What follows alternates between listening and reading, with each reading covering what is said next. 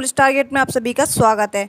तो सिंधु घाटी सभ्यता यानी इंडस वैली सिविलाइजेशन के बाद में जो आगे की प्रोसेसिंग है उसको वैदिक काल कहते हैं। ठीक है, अब हम शुरुआत करते हैं किसकी? वैदिक काल में। वैदिक काल में क्या क्या आता है? जो अपने जितने भी वेद हैं उनके बारे में वैदिक कालों में बात बोली गई है। तो जितने भी वेद हैं उन सभी के बारे में हम पढ़ेंगे वैदिक काल में। तो शुरुआत करते हैं अपने वैदिक काल से। तो शुरुआत करने से पहले आपको बता दें कि हम खुद की पीडीएफ इस्तेमाल क्यों नहीं कर रहे हैं। तो सबसे पहले आपको बता दें कि जो हमने पीडीएफ बनाई हुई है, जो हमने लिखा हुआ है, उसकी हमने कुछ पीडीएफ में अपने 2 फ़ोटो ऐड ऑन की हुई हैं, जिसमें आप देख सकते हैं कि कितनी बारीकी से हमने लिखा हुआ है। ना तो हम समझा पाएंगे आपको इसमें और ना ही आप समझ पाएंगे। ठीक है, हम जब खुद पढ़ने बैठते हैं तो हम बेशक खुद की चीज़ों को समझ पाएँ। तो आप देख सकते हैं जितना भी जो लिखा हुआ है, देखना है यहाँ से, जैसे ये उपनिषद हैं। ठीक है, उपनिषद वगैरह सर ने जो पढ़ाए थे, और भी काफ़ी पास में लिखने की वजह से हम अपने पीडीएफ इस्तेमाल नहीं कर पाते हैं, इसलिए हम सर की पीडीएफ इस्तेमाल करते हैं। जो सर पढ़ाते हैं, जो सर इस्तेमाल करते हैं, हम वो पीडीएफ नहीं डालते हैं। जो किसी स्टूडेंट की पीडीएफ डलती है किस फॉर्मेट में, तो आप पीडीएफ निकलवा सकें, इस पीडीएफ फॉर्मेट में सर एक अपलोड करते हैं। उस पीडीएफ से हम आपको पढ़ाने की कोशिश करते हैं। ठीक है, तो फालतू की कमेंट मत बोलिए कीजिए। मैंने इसके लिए 450 रुपये खर्च किए हुए हैं, इसीलिए हम इन सर की पीडीएफ को इस्तेमाल कर सकते हैं। ठीक है, ऐसा नहीं है कि सर के हम जो पढ़ा रहे हैं वो वाली पीडीएफ इस्तेमाल कर रहे हैं। तो शुरुआत करते हैं अपने किसकी? ऋग्वैदिक कालीन समाज की विशेषताओं की। कुछ लोगों के फालतू कमेंट आए थे, इसलिए हम बोल रहे हैं।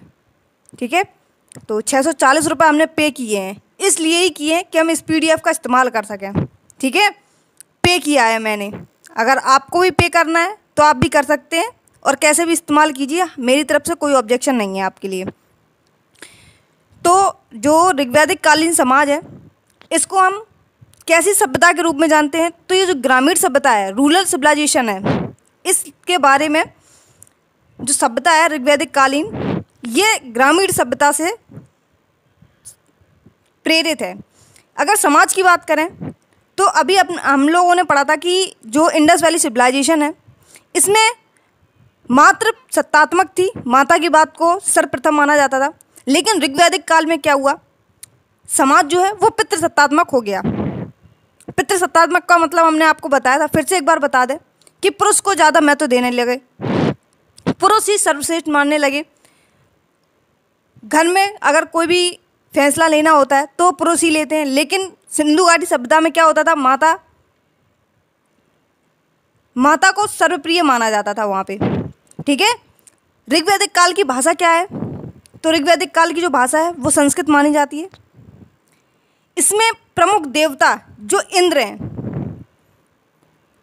ऋग्वैदिक काल में जो प्रमुख देवता हैं वो किसको माना जाता है? वो इंद्र को माना जाता है। और उत्तर वैदिक काल में किसको माना जाता था? तो प्रजापति को माना जाता था। किसको? प्रजापति को। इसके बाद अगर हम बात करें कि पूर्व वैदिक काल में क्या साक्ष्य मिले हैं, तो बोगाज कोई अभिलेख जो कि तुर्की देश से आए हुए थे, जो कि कहाँ पे स्थित हैं? अभिलेख तुर्की देश में स्थित हैं। कस्सी अभिलेख कहाँ पर हैं? तो ये ईरान में स्थित हैं। कहाँ पर है? ईरान में स्थित हैं। ठीक है, बच्ची का मतलब क्या होता है? जो वेजिटेरियन और नॉन वेजिटेरियन दोनों चीज़ें खाते हों। जो मांस खाते हैं उन्हें मांसाहारी बोलते हैं, जो सिर्फ वेजिटेबल्स यानी सिर्फ सब्जियां वगैरह खाते हैं उनको शाकाहारी बोलते हैं। लेकिन जो दोनों चीज़ें खाते हैं उनको बच्ची बोलते हैं। ठीक है, वैदिक सभ्यता में क्या था? एक तो इसमें बाल विवाह नहीं था। वैदिक सभ्यता जो आती है अपनी, इसमें बाल विवाह नहीं था। पर्दा प्रथा नहीं थी। जो पर्दा प्रथा चलती है आज के ज़माने में, जो कि जब अकबर भारत में आया तो अकबर कौन ने खूबसूरत लड़कियों को बंदी बनाया। इस वजह से जो खूबसूरत लड़कियाँ थी वो पर्दा करने लगी। तो आज उस पर्दा को इज्जत का नाम दिया जाता है। ठीक है, तो ये छोटी सी कटिंग हमने वीडियो भी डाली थी अपने में, जो सर ने पढ़ाई थी जिस तरीके से, आप उसको भी देख सकते हैं। विधवा विवाह नहीं था, सॉरी विधवा विवाह था, पर्दा प्रथा नहीं थी, बाल विवाह नहीं था, सती प्रथा नहीं थी। ठीक है, तब विधवा विवाह करा दिया जाता था। जाति प्रथा, तब जातियां नहीं थी। तब जातियां किसके आधार पर थी? कर्म के आधार पर थी। जो लोग काम करते थे, जैसे क्षत्रिय है तो उसका काम था रक्षा करना, वैश्य है तो उसका मतलब था कि वो व्यापार करता था, ब्राह्मण था तो उसका मतलब था कि वो एक दूसरे को शिक्षा देते थे। ब्राह्मण का मतलब था जो थे उनको, ब्राह्मण का जो मतलब था वो ये था कि वो सिर्फ शिक्षा का आदान प्रदान करने का कार्य करते थे। ठीक है, और जो शूद्रक थे वो और नीचे काम करते थे। ठीक है, सबके अपने अलग अलग काम बटे हुए थे। अंतरजातीय विवाह होते थे तब, यानी तब जाति तो थी नहीं, तो वो किसी में भी शादी कर देते थे। नियोग प्रथा, नियोग प्रथा का मतलब है जो पुरुष पिता नहीं बन सकते। ठीक है, उनके लिए आज की डेट में तो बहुत सारी चीज़ें नई नई चलाई जा रही हैं, बहुत सारे इन्वेंशन भी किए जा रहे हैं। ठीक है, नियोग प्रथा आपको, आप एक बार सर्च कर लेना, आपको नियोग प्रथा पता चल जाएगी कि क्या है। ठीक है, हालांकि इतना बता दें कि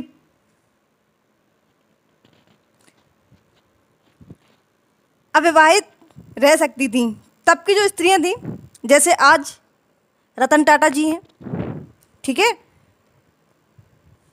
योगी बाबा हैं, ये लोग अविवाहित रह सकते हैं। लेकिन आज की स्त्रियां जो हैं वो अविवाहित नहीं रह सकती। लेकिन तब, आज जो रेशियो पुरुषों का है, तब वो स्त्रियों का रेशियो होता था उस टाइम वैदिक काल में। और उन अविवाहित स्त्रियों को क्या कहते थे? अमाजू कहते थे। क्या कहते थे? अमाजू कहते थे। ठीक है, तो जो अपना वैदिक काल रहा है वो बहुत सबसे अच्छा रहा है, और मुझे भी अच्छा लगा है कि ऋग्वैदिक काल में काफ़ी समझदार लोग रहते थे उस टाइम पे। ठीक है, आप इन सभी चीज़ों को, जो नियोग वगैरह है, बाल विवाह है, एक छोटी सी क्लिप 10 मिनट की वीडियो डाली है मैंने सर की, आप उसको ज़रूर देख लेना। तो हो सकता है कि शायद आपका जो दिमाग है वो थोड़ा सा चेंज हो जाए।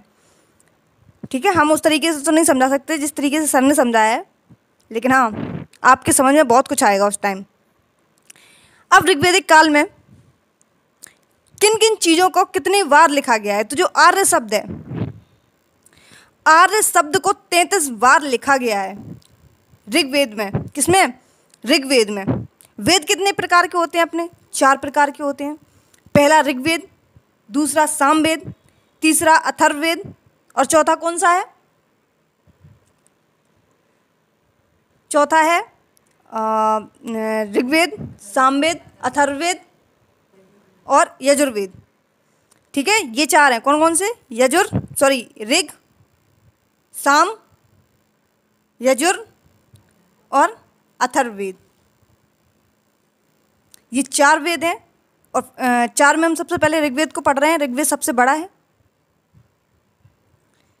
इसमें आर्य शब्द जो है वो कितनी बार लिखे गए हैं ऋग्वेद में? तो 33 बार। इंद्र, जो प्रमुख देवता माना जाता है, इंद्र को अभी आपको बता चुके हैं।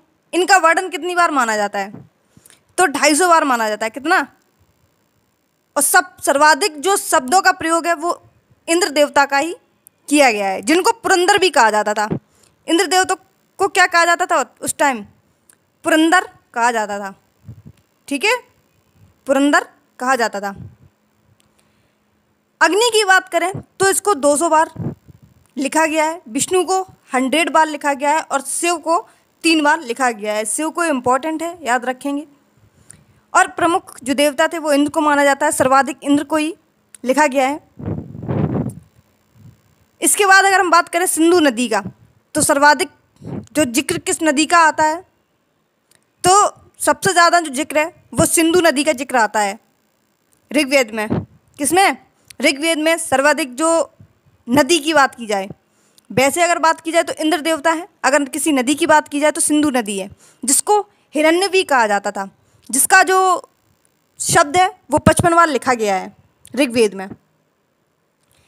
यमुना की बात करें तो 3 बार, गंगा की बात करें तो 1 बार, और सरस्वती की बात करें जो उस टाइम सबसे पवित्र नदी मानी जाती थी, आज की डेट में ये लुप्त हो चुकी है। इसका जो वर्णन है, जो शब्द हैं इसके, वो कितने बार मिलते हैं ऋग्वेद में, तो 50 बार लिखा गया है। कितना? 50 बार लिखा गया है। अब वैदिक साहित्य में उपनिषद की बात कर लेते हैं। उपनिषद कितने हैं? तो लिखने का जो क्रम होता था वो क्या होता था वेदांग में, उपनिषद किस तरीके से लिखते थे? तो वेद, ब्राह्मण, अरण्य और उपनिषद, इनका जो लिखने का क्रम था वो पूछते हैं कि लिखने का क्रम क्या है। वेद, ब्राह्मण, अरण्य, उपनिषद, ऐसे ही आपको 4 ऑप्शन दिए जाएंगे, अलग अलग लिख दिए जाएंगे और पूछेंगे कौन सा सही है। तो आपको याद रखेंगे वेद, ब्राह्मण, अरण्य, उपनिषद। ठीक है, क्या है एक बार फिर से रिपीट करेंगे, वेद, ब्राह्मण, अरण्य, उपनिषद। ठीक है, उपनिषद का अर्थ क्या था? उप का मतलब था निकट, नी का मतलब कुछ नहीं, और सद का मतलब बैठना, निकट बैठना था। क्या था?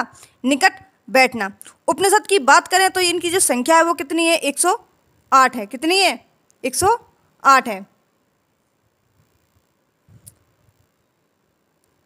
जिसमें 4 गद्य, 2 गद्य प्लस पद, और सिर्फ पद की बात करें तो 102, सिर्फ गद्य की बात करें तो 4, गद्य और पद दोनों को मिला करके तो सिर्फ 2, और सिर्फ पद की बात करें तो 104 है। ठीक है, ये जो गद्य हैं वो कौन कौन से हैं? तो कर्ण, ये इस तरीके से लिखा हुआ है। ठीक है, ईश, श्वेतांबर और मैत्रेयी, कौन कौन से? कर्ण, ईश, श्वेतांबर और मैत्रेयी, ये 2 कौन कौन से हैं? तो एक प्रश्न, दूसरा केन। बाकी इनसे क्वेश्चन नहीं, सवाल पूछा जाएगा आपसे 102 से। जो कम होते हैं उनसे सवाल पूछते हैं कि गद्य और पद्य उपनिषद जो है उनमें 2 कौन से उपनिषद हैं? एक प्रश्न है, दूसरा केन है। मुख्य उपनिषद की बात करें 108 में, तो मुख्य उपनिषद सिर्फ 13 को माना गया है। कितना को? 13 को। सिर्फ 13 ही उपनिषद हैं जिनको पढ़ा जाता है, बाकी उपनिषदों को इतना महत्व नहीं दिया जाता है। ठीक है, जो महत्वपूर्ण है वो सिर्फ 13 है 108 में। सबसे बड़ा उपनिषद कौन सा है? तो वो है बृहदारण्यक, बृहदारण्यक उपनिषद है, जो कब लिखा गया था? तो राजा जनक के काल में इसको लिखा गया था। इसके बाद अगर हम बात करें किन चीज़ों की, कि इसमें किस किस का वर्णन है, तो एक तो याज्ञवल्क्य का है, और दूसरा गार्गी का संवाद है। गार्गी को ही हम मैत्रेयी कात्यायनी कहते थे, इन्हीं के नाम है गार्गी के ही, मैत्रेयी या कात्यायनी। इसमें 1000 स्वर जड़ित गायों की कहानी का वर्णन है। एक कहानी है छोटी सी, तो उसमें 1000 गायों का वर्णन किया गया है। तमसो मां ज्योतिर्गमय, इस शब्द का प्रयोग कहाँ से लिया गया है? तो ऋग्वैदिक काल से ही, ऋग्वेद से लिया गया है। किससे? ऋग्वेद से। ओम शब्द का जो वर्ड है ये किस में मिलता है? तो ये भी अपना उपनिषद में मिलता है। सबसे छोटा उपनिषद कौन सा है? तो मांडूक्योपनिषद, मुंडकोपनिषद इसे ही कहते हैं। ठीक है, इसी तरीके से लिखते हैं दोनों को। इसमें किसका वर्णन है? तो सत्यमेव जयते का वर्णन है। पूछा जाता है, ये बहुत इंपॉर्टेंट है, इसमें इंपॉर्टेंट लिख लेंगे। सत्यमेव जयते किस में मिलता है? तो मुंडकोप उपनिषद में मिलता है। इसी को मांड्यूक्योपनिषद बोलते हैं। इसके बाद बात करें किसकी, यमनचिकेता संवाद, ये किस उपनिषद में मिलता है, तो कठोपनिषद में मिलता है। यमनचिकेता संवाद का जो वर्णन है वो संस्कार हम बता चुके हैं। इंडस वैली सिविलाइजेशन में भी 16 संस्कार की बात की गई थी। जैसे ही किसी बच्चे का जन्म होता है, उसे जब कुछ खिलाया जाता है, जब सूर्य दिखाया जाता है, जब उसकी शादी होती है, जब उसका अंतिम संस्कार किया जाता है, तो ये सभी संस्कार ही हैं। अंतिम संस्कार सुना होगा आपने, शादी होती है तब, ठीक है। तो ये सभी 16 संस्कार होते हैं एक इंसान की ज़िंदगी में जो सभी लोग करते हैं, ठीक है। तो इसके बाद में एक पुष्पन संस्कार जो है, जिसमें उत्तम संतान के लिए कराया जाता है। शहद और घी चटाया जाता है जब किसी बच्चे को सर्वप्रथम कुछ खिलाया जाता है, तो उसको जातकर्म संस्कार कहते हैं, जिसमें सर्वप्रथम शहद और घी को उसके मुख में रखा जाता है। नामकरण संस्कार होता है, जिसमें बच्चे का नाम रखा जाता है। निष्क्रमण संस्कार जब सूर्य और चंद्रमा के दर्शन कराए जाते हैं तब। अन्न प्रशासन संस्कार, अन्न जब खिलाया जाता है, शहद और घी अन्न में नहीं आता है। अन्न का मतलब होता है किसी भी अनाज का दाना, जैसे गेहूं है, चावल है, इस तरीके से दाल वगैरह कुछ, ठीक है। चूड़ाकर्म संस्कार का मतलब होता है मुंडन कराया जाता है, ठीक है। कर्ण भेदन का मतलब होता है कान छिदना, जिसको कहते हैं। किसी लड़के का आपने देखा होगा कि सिर्फ एक कान छिदा हुआ रहता है। यज्ञोपवीत संस्कार किसको कहते हैं, जो जनेऊ होता है। 0 से 25, कब से, 0 से 25 साल तक ब्रह्मचर्य का पालन करना चाहिए। ऋग्वेद में लिखा है 25 से 50 या 60 साल के समथिंग में आपको गृहस्थ जीवन देखना चाहिए, और उसके बाद में आपको भगवान में लीन हो जाना चाहिए। कुछ इस तरीके से जो प्रोसेसिंग है वो चली है। एक अंत्येष्टि संस्कार होता है, जो अंतिम संस्कार जिसको हम लोग कहते हैं, ठीक है। अभी बताया था अंतिम संस्कार भी एक होता है जिसको अंत्येष्टि संस्कार कहते हैं। ऋग्वेद में लिखा हुआ है वर्णन। ऋग्वेद में जो सांगलन करता थे, जो लिखा गया है, वो किसके द्वारा लिखा गया है, तो कृष्ण द्वैपायन वेदव्यास के द्वारा इसको लिखा गया है। ऋग्वेद को लिखा कहाँ से गया है, किसी ने बोला या कहीं और से कॉपी किया गया, ये तो कुछ नहीं कह सकते। लेकिन हाँ, जो इंसान की ज़िंदगी में जो धीरे धीरे चलता आया, उसी के बारे में उन्होंने ऋग्वेद में लिखा है। जो मनुष्य सोच सकता है जितना, उन सभी चीज़ों के बारे में लिखा गया है। अब ये भी नहीं कह सकते कंफर्म कि उन्होंने खुद अपनी सोच से लिखा हुआ है या कहीं से और से कॉपी किया है। जिस तरीके से लोग हमको बोलते हैं कि हमने कॉपी किया है किसी का, ठीक है। क्या प्रूफ है आपके पास कि हम कॉपी कर रहे हैं? हम आपको पहले ही बता देते हैं कि ये PDF सर के द्वारा डाली गई थी। क्या हम नहीं लिखते? हम भी तो लिखते ही हैं, लेकिन बस इतना फ़र्क है कि हमने पहले अपने नोट्स जो बनाए थे, हम सिर्फ उसी में एक्स्ट्रा चीज़ें ऐड ऑन करते हैं। बार बार उन चीज़ों को लिखना बेवकूफ़ी बनती होती है, इसलिए बार बार नहीं लिखते हम, और ना ही हम कंटिन्यू लिख सकते हैं। तो हम पढ़ेंगे कब, जब लिखते ही रहेंगे ज़िंदगी भर, तो ठीक है। तो कुछ लोगों के कमेंट थे, उन पर थोड़ा सा गौर फरमा रहे हैं। तो अब बात करते हैं कि इसमें मंडल कितने हैं। तो 10 मंडल हैं, 8 अष्टक हैं, और ब्रांच की बात करें, शाखा, तो 5 है। इम्पॉर्टेंट है इसमें सिर्फ मंडल, 10 मंडल हैं। सूक्त पूछे जाते हैं 1028 हैं। रचनाएं पूछी जाती हैं 1532 हैं। सॉरी, 10,532 हैं। कहीं कहीं 10,452 भी लिखे हैं, कहीं कहीं 10,000 कुछ लिखा है।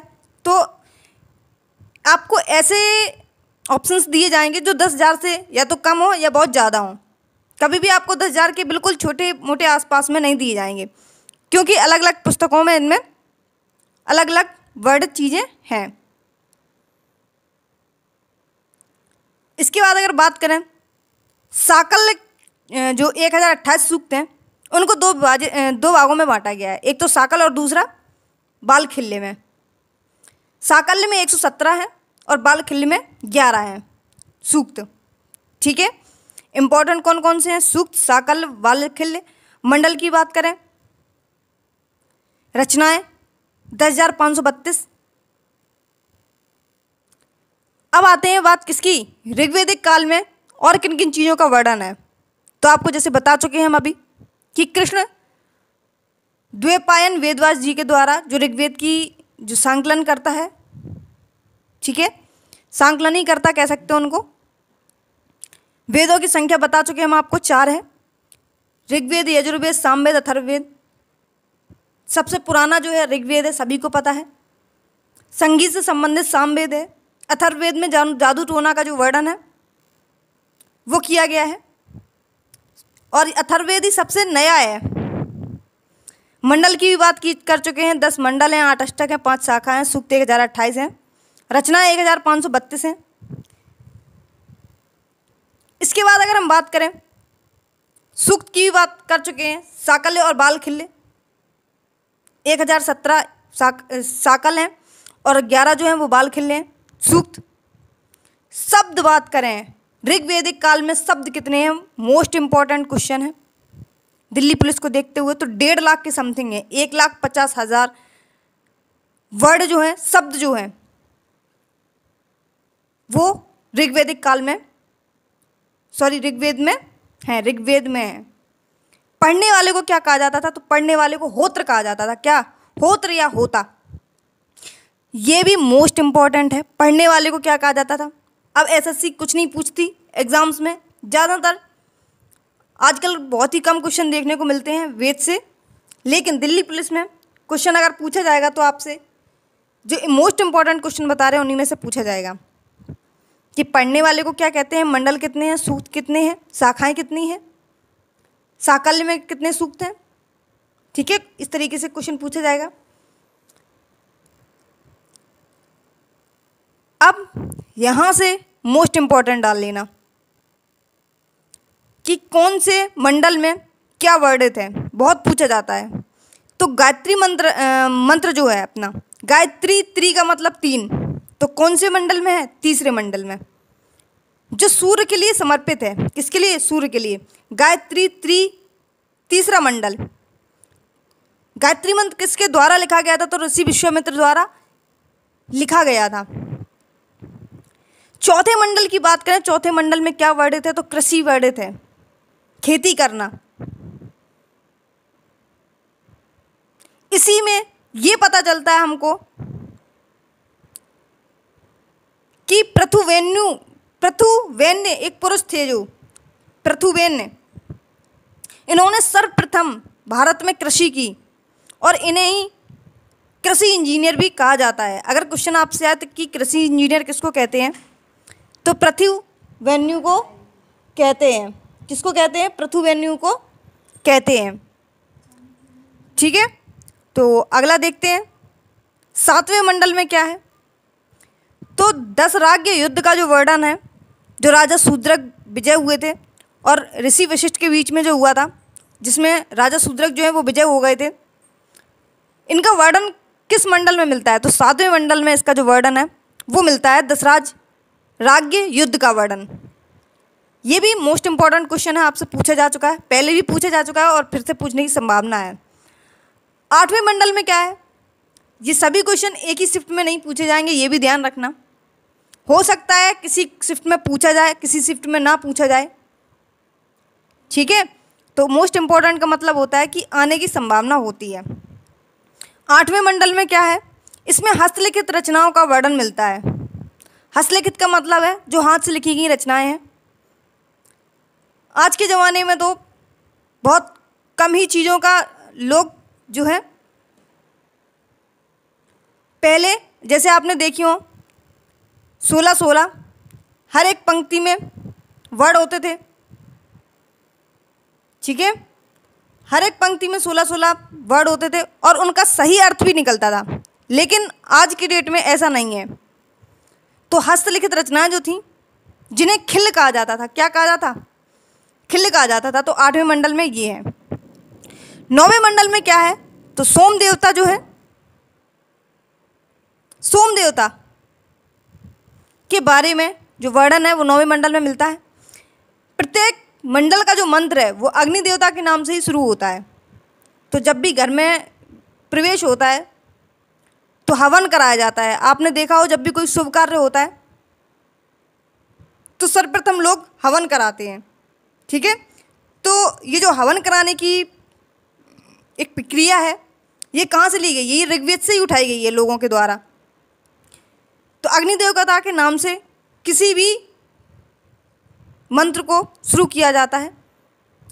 10वें मंडल की बात करें तो जाति व्यवस्था थी।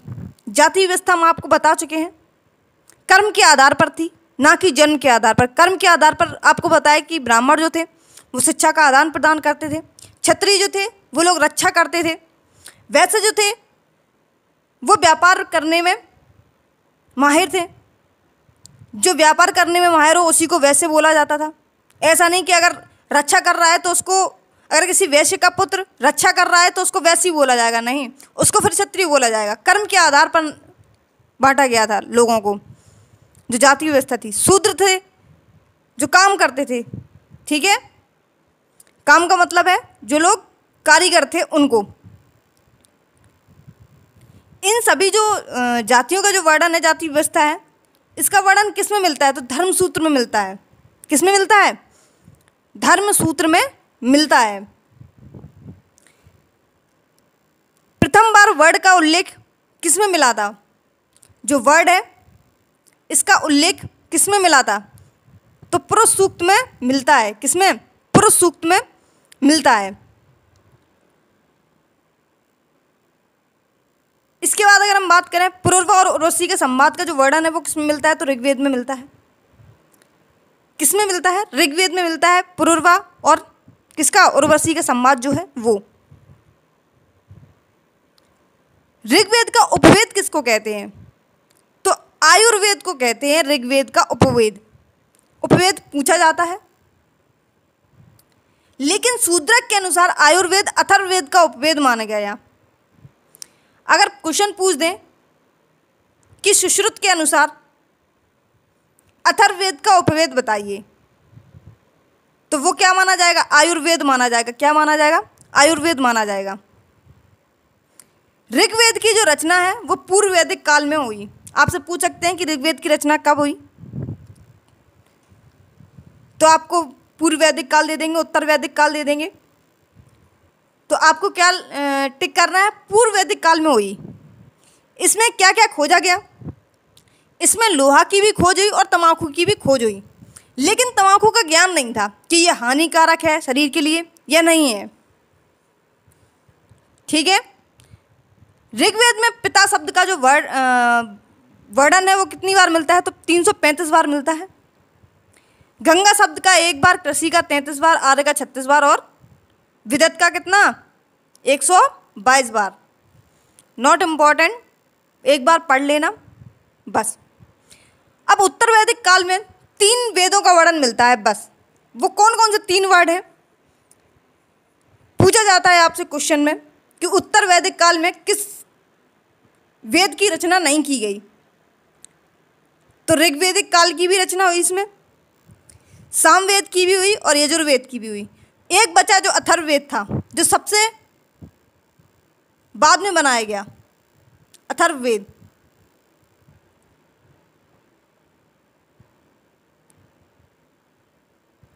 इसकी जो रचना है वो उत्तर वैदिक काल में नहीं की गई। बाकी जो ऋग्वेद है, सामवेद है और यजुर्वेद है, इसकी रचना इसमें की गई। ये सबसे इम्पोर्टेंट लाइन है, याद रखेंगे। ठीक है, अब बात करते हैं सामदेव की। तो संगीत का जनक किसको कहा जाता है? तो सामवेद को कहा जाता है। संगीत का मतलब वो वाला नहीं, डिस्को डांस वाला, जो 7 स्वर होते हैं। 7 स्वर का मतलब ए ई आई ओ यू वाला नहीं, और हिंदी में आ ई वाला भी नहीं। तो 7 स्वर कौन कौन से वाले? संगीत से ही जो रिलेटेड हो, सारे गामा पादानी। ठीक है, ये वाले 7 स्वर। 3 ग्राम की वर्णन, 3 ग्राम जो है, ग्राम जो 3 है, जिनको मध्य, मंद, मध्य और तीव्र कहा जाता है। तो पूछे सामवेद में ग्राम कौन सा नहीं है?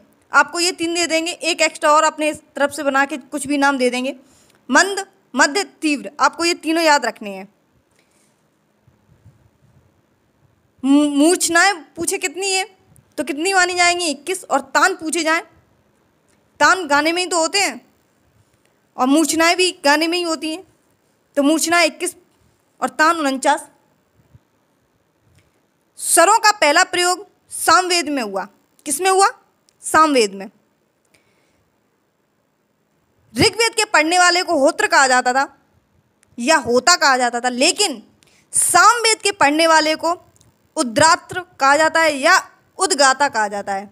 उद्गात्र कहा जाता है या उद्गाता कहा जाता है। और ऋग्वेदी वाले को क्या कहा जाता था? तो होत्र या होता। ठीक है। उपवेद की बात करें, ऋग्वेद में उपवेद को क्या आयुर्वेद कहा गया, लेकिन यहाँ पे क्या कहा गया? गंधर्व वेद। क्या कहा गया? गंधर्व वेद। ठीक है। संकलन करता है इसके कौन है? तो इसके भरत मुनि है। और उसके कौन है? तो वेद व्यास हैं। अब बात करें यजुर्वेद की। यजुर्वेद में किन किन चीजों का वर्णन है? तो यजुर्वेद में यज्ञ कर्मकांड से संबंधित है, जिसमें गद्य और पद दोनों हैं। ऋग्वेद में गद्य और पद कितने थे? तो 2 थे। ठीक है। पढ़ने वाले को इसमें क्या कहा गया यजुर्वेद में? तो अर्धवायु कहा गया। क्या कहा गया? अर्धवायु कहा गया। इसके उपवेद को क्या कहा गया? उपवेद याद रखेंगे सभी के। अब नहीं पूछा जाएगा कि यजुर्वेद किससे संबंधित है या सामवेद किससे संबंधित है या ऋग्वेद किससे संबंधित है। अब उनके उपवेद पूछे जाएंगे। तो धनुर्वेद जो है वो यजुर्वेद का उपवेद है। संकलनकर्ता किसको माना जाता है? तो विश्वामित्र को माना जाता है यजुर्वेद की। अथर्ववेद की बात करें तो सबसे जो लोकप्रिय वेद है वो इसी को माना गया है। सबसे नया वेद जो है वो भी इसी को माना गया है। पढ़ने वाले को इसमें क्या कहा जाता था? तो पढ़ने वाले को इसको ब्रह्मा कहा जाता था। क्या कहा जाता था? ब्रह्मा कहा जाता था। इसमें जादू, टोना, वशीकरण, कृषि को प्रभावित करने वाला कीट, औषधि, सभी के बारे में इसमें अथर्ववेद में जानकारियाँ मिलती हैं। और भी जो अब जानकारियाँ जोड़ी जाएंगी वो अथर्ववेद में ही जोड़ी जाएंगी।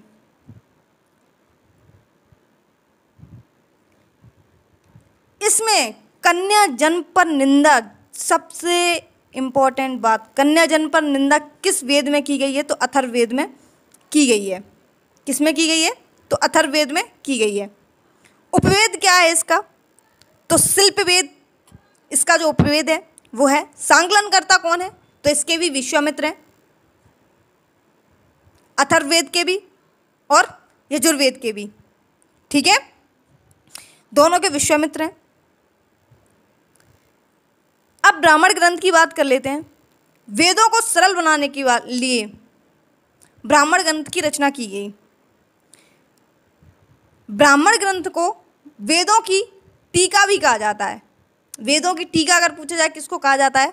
तो ब्राह्मण ग्रंथ को कहा जाता है। किसको? ब्राह्मण ग्रंथ को कहा जाता है।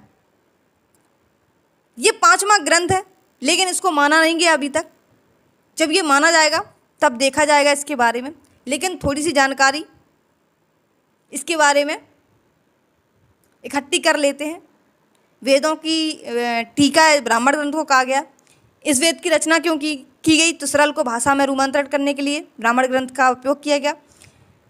ऋग्वेद का ब्राह्मण ग्रंथ ऐतरेय सांख्यान को कहा गया।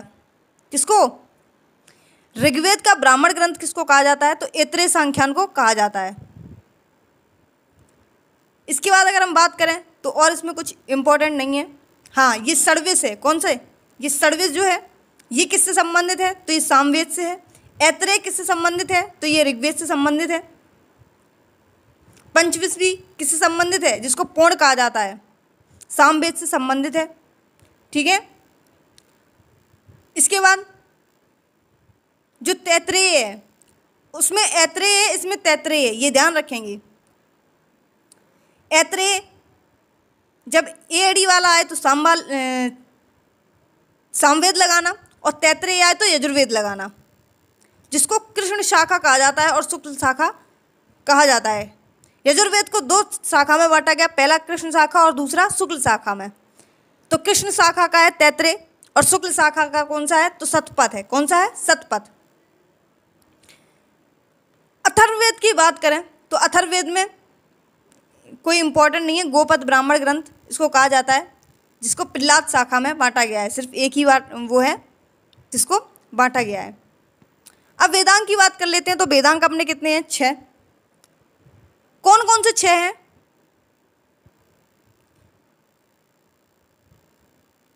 तो शिक्षा, कल्प, निरुक्त, छंद, ज्योतिष। कौन कौन सी, शिक्षा, कल्प, निरुक्त, छंद, ज्योतिष, व्याकरण। शिक्षा का मतलब क्या होता था, तो ये उच्चारण बताता था। कल्प का मतलब क्या होता था, मंत्र का जो उपयोग है वो बताया जाता था कल्प में। निरुक्त का मतलब क्या होता था, वेदों की जो आत्मा शब्द का उपयोग है वो निरुक्त है। छंद में क्या होता था, तो रचना का ज्ञान होता था। जिस तरीके से हम मान लो एक तरफा से वेदांगों को आप इस तरीके से समझ सकते हैं, जैसे अपन को पहले ABCD सिखाई जाती है, ABCD, फिर उसमें से छोटे छोटे word A for apple, B for ball, C for cat, D for dog, फिर बताया जाता है कि माई नेम इज़ फादर। एक पूरा जो लाइन है उस चीज़ों को रटाया जाता है अपन को। धीरे धीरे फिर अपन को सेंटेंस बनाना सिखाए जाते हैं बड़े बड़े, कि यदि मैं राजा होता तो पूरे राज्य में सोना बंटवा देता। कुछ इस तरीके की जो चीज़ें हैं जो इंग्लिश में अपन लोगों को बनाने के लिए देते हैं। तो धीरे धीरे इन चीज़ों को जो वर्णन है कि रचना का ज्ञान हुआ, वेद की आत्मा। व्याकरण में क्या होता था, ज्योतिष में क्या होता था, पहले ज्योतिष में जानते हैं। जैसे ये आपने देखा हो कि अमावस्या को बिल्कुल रात होती है, चंद्रमा बिल्कुल नहीं दिखाई देता है। उसके बाद धीरे धीरे जैसे अपनी पूर्णिमा आती जाती है, वैसे ही जो चांद है वो पूरा निकलने लगता है, जिसमें 12 क्रियाएं होती हैं। पहले चांद अमावस्या को बिल्कुल नहीं दिखाई देगा, फिर धीरे धीरे आधा निकलना शुरू होगा, फिर धीरे धीरे बढ़ता चला जाएगा, और जब पूर्णिमा जिस दिन आएगी उस दिन पूरा चांद दिखेगा अपन को।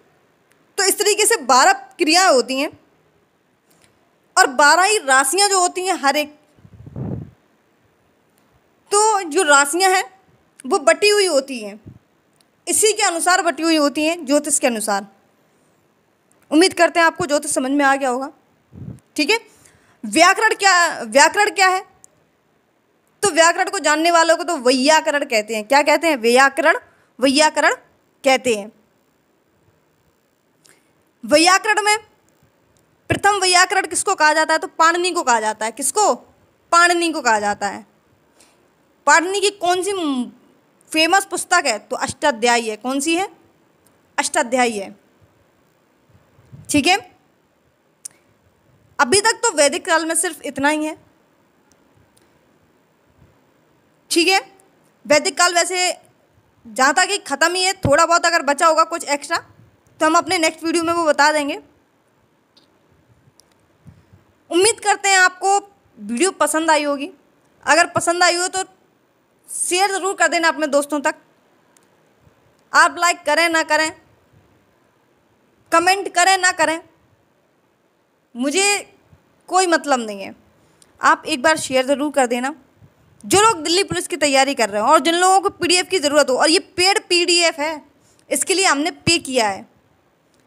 तो बहुत से लोगों के आलतू फालतू कमेंट भी आए थे कुछ वीडियो में, तो उनके लिए मेरे पास कोई शब्द नहीं है। हमने उनको जवाब दिया भी था और उनको ब्लॉक भी कर दिया। तो उम्मीद करते हैं कि अगर आपको पढ़ना है तो आप पढ़ लीजिए, नहीं पढ़ना है तो मेरे वीडियो बिल्कुल मत देखिए। ठीक है।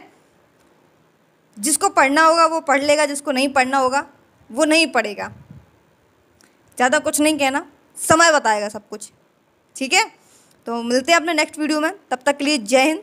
और कल संडे है तो सभी लोग मॉक टेस्ट जरूर लगाइएगा सुबह। और हाँ, हम रिव्यू ज़रूर डालेंगे, ज़रूर आप देखिएगा कि मेरा स्कोर कितना बन रहा है और आपका स्कोर कितना बन रहा है। ठीक है, तो मिलते हैं अपने नेक्स्ट वीडियो में, तब तक के लिए जय हिंद।